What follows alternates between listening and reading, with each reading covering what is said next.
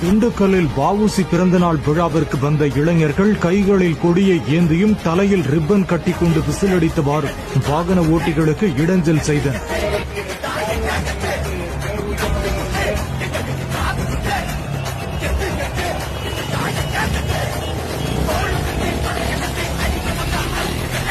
திருச்சி சாலையில் உள்ள வஉசி சிலைக்கு அரசியல் கட்சியினர் மற்றும் பல்வேறு சங்கத்தினர் மாலை அணிவித்து மரியாதை செய்த போது அங்கு கூடிய அரை ட்ரவுசர் அணிந்திருந்த சிலர் அரசு பேருந்தை வழிமறித்து அதன் முன்பக்கத்தில் ஏறி நின்றும் ஜன்னல் கம்பிகளில் தொங்கியும் அட்டகாசம் செய்ததாக போலீசார் தெரிவித்தனர்.